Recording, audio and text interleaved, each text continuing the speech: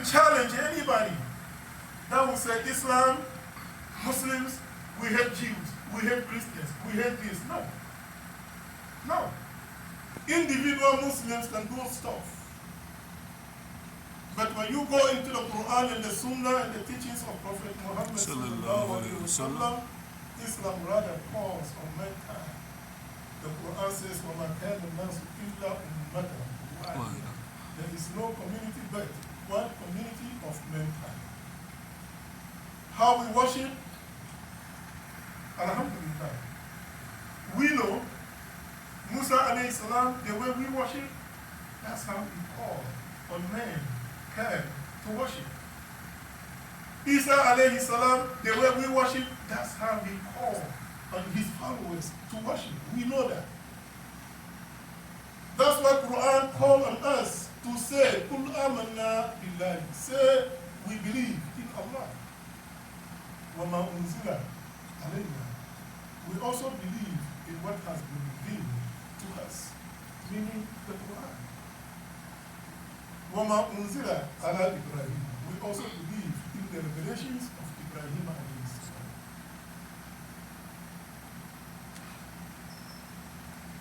Ishaq alayhi salam.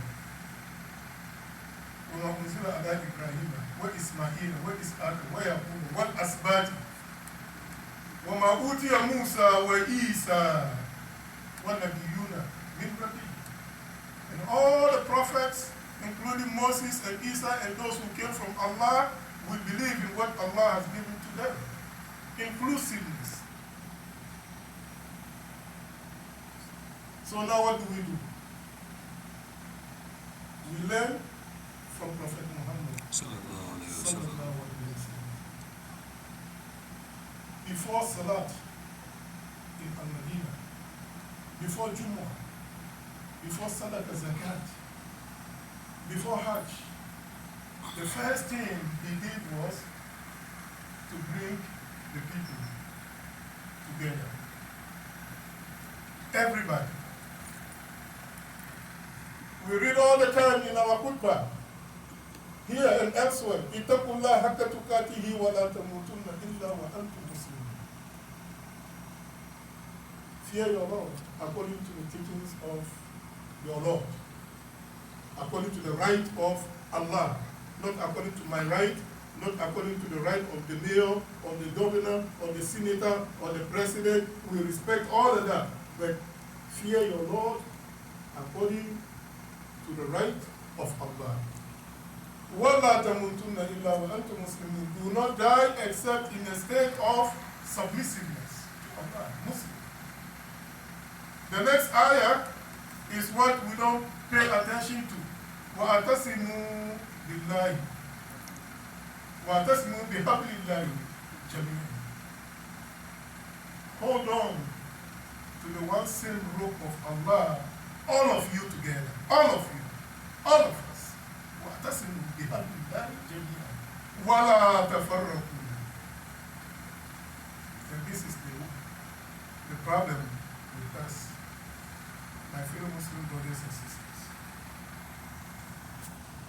We believe in Allah, we trust Allah, we submit, we're Muslims. And we have ulama. And we believe in our ulama who teach us. We believe in the Quran.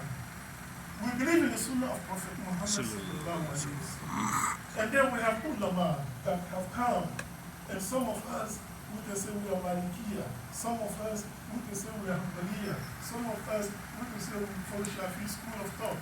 But all of these put together, there is one Allah. All of us, when we stand up to pray, including even the so-called Shia and the Sunni, and the Qadiriyya and the Wahhabiyya and the Tijaniyya, and all of this, when we stand up to pray with what we have, one Qibla. When we talk about Quran, how many Qurans do we have? We have one Quran. When we talk about وَمَا كَانَ النَّاسُ إِلَّا. When we talk about لَقَدْ كَانَ لَكُمْ فِي رَسُولِ اللَّهِ أُسْوَةٌ حَسَنَةٌ, who are we talking about? We're talking about one same man, Muhammad sallallahu alayhi wa sallam. So the point of our khutbah today, the Jihadi Nafsh. How do we strive to practice the Jihadi Nafsh? Some in Al-Madinah, of course, had wanted Prophet Muhammad to come, but he didn't go to their houses. He rather stayed in an open space owned by a family. And the first thing he said, let's build a masjid. The masjid, according to historians, took about, what? 6-7 months. Where did he stay? He stayed in a house owned by a man by the name Abu Ayyub al-Ansari.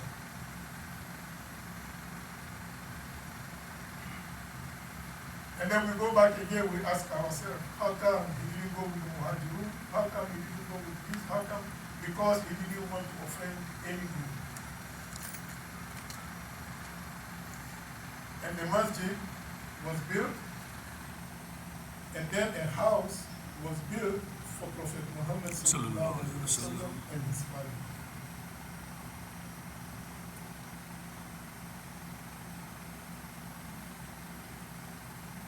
Sometimes when we don't work on our nafs, we don't make progress.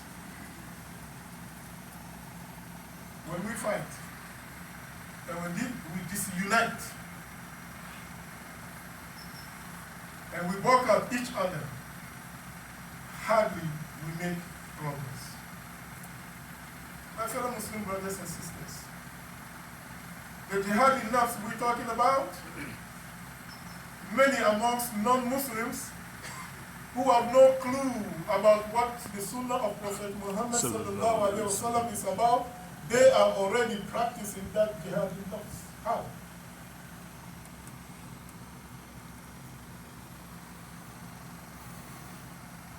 They have organizations and they raise money.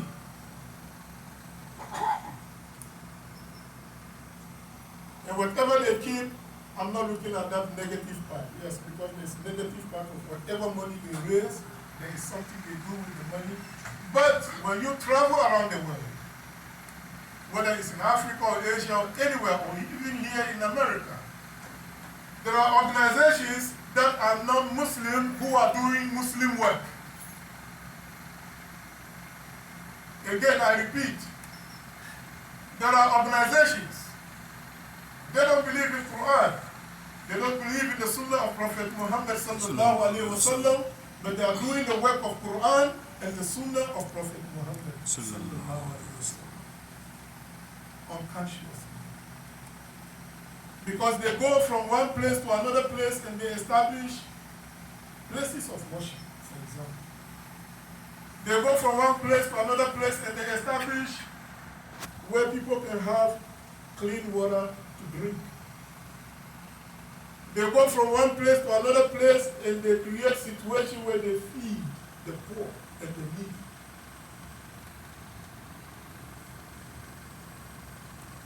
I have to admit, I'm one of the people that used to sign a check to American Red Cross, for example. Because whenever there's disaster, we see they raise money to help. Now, at some point, I pull out because when I found out the CEO is making $500,000 a year, I said, that's too much. But that's the negative part of it. But the positive part of it is that they are taking care of the needy. Whether it's here in America, whether it's in Africa, whether it's Asia, wherever, Muslims, we can do the same thing. And trust me, there are some small Islamic organizations that are doing it. I know that. But we have work to do. The Jihadi Nafsh for me to say, oh, I have something sitting in my account. I have something sitting in my house, money. I'm just going to be more specific. I have money sitting in my house. I have money in my pocket. I have money elsewhere. But another individual is in need.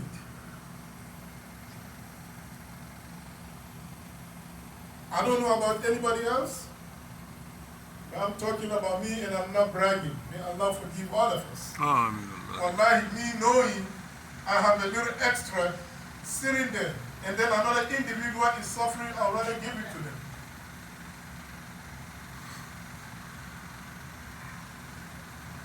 Let's do our best. My fellow Muslim brothers and sisters, the Jihadi Nafsh we're talking about, or Prophet Muhammad talk about, is that we make a sacrifice. As believers, as Muslims, to say to ourselves, how can I help my community?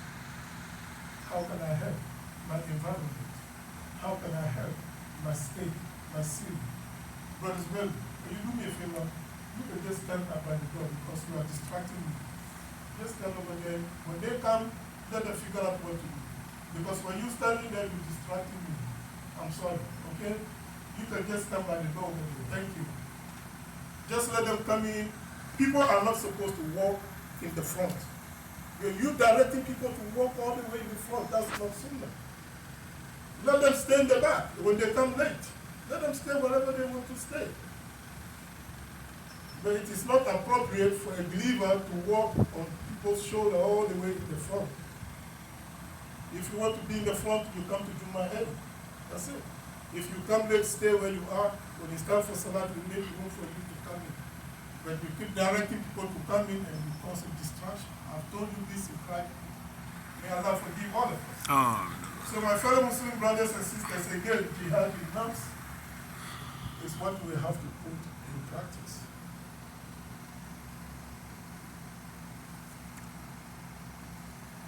We will say, Alhamdulillah, for example, if you can give $1.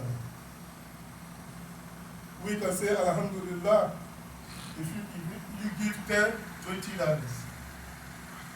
We say, Alhamdulillah, if you give $100, $1,000. Because لَإِن شَكَرْتُمْ لَأَزِيدَنَّكُمْ. When you thank Allah, Allah will give you more. But the point I'm trying to make, my fellow Muslim brothers and sisters, is that some of us, you cannot give us enough. Yes, some believers, you can write a check for $10 million, alhamdulillah. But guess what? It's not going to be enough because of the agenda, what we have, what we plan to do for ourselves, our children, and our grandchildren. Somebody said to me, what are you talking about? I said, well, I will give you the answer with another question to your question. Show me the full-time, affordable Islamic schools. Show me the Muslim hospitals. Show me the Muslim universities. Show me the Muslim retirement homes. Show me the Muslim nursing homes, etc., etc., etc. And we can go on forever. Show me Muslim businesses where we can borrow money to buy a house without a riba. Our Jewish brothers are doing it. If you are a Jew and you want to borrow money to buy a house, or you want to borrow money to go into business, they will give you loan with no interest. Anybody else, you have to pay interest. They have it. So my fellow Muslim brothers and sisters, I'm saying this to say, when we stand on the minbar and we say, Fi sabilillah, please don't get tired. Don't get tired of it. Don't complain. Because when you complain, it's like complaining against Allah.